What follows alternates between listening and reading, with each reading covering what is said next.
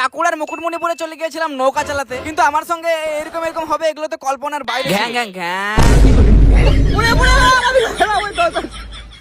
কেসটা কয়েকদিন আগে আমি চলে গেছিলাম বাঁকুড়ার মুকুটমণিপুর ড্যাম, আর সেখানে একটা জায়গায় বেশ কিছুক্ষণ হরিণ টরিন দেখার পর আমরা চলে গেছিলাম আর একটা ভিউ পয়েন্টে। সেখানে যেতে একজন বললো আমি তোমার বিগ ফ্যান, আর তাকে দেখে মনে হলো অনেক কষ্টে আছে, তাই আমি জিজ্ঞাসা করলাম, আর সে বললো জীবনে যদি ভালো থাকতে চাও কোনোদিন প্রেম করো না। কিন্তু তাকে কি করে বলি, আমাকে যে কোনো মেয়ে পাত্তাই দেয় না। গাইস আমাদের ঘরে তো টাইলস নাই, তাই যেখানে এরকম টাইলস দেখি সেখানে এরকম পিছল করতে মন চায়।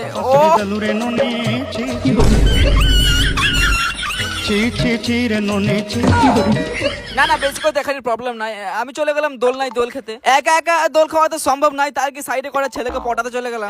ভাই আমি অনেক বড় ইউটিউবার, চলো আমাকে একটু দোল খাইয়ে দিবে। আর এরা কোনো মতে রাজি হচ্ছিল না, কোনো রকম কিস্টিস দিয়ে একটু রাজি করালাম, কিন্তু তারপর বুঝতে পারলাম এই শালা ছেলেগুলো আমাকে মনে মনে মারার ধান্দা করছে। এবার থামা, এবার থামা ভাই, থামা ভাই। ও মাই গড।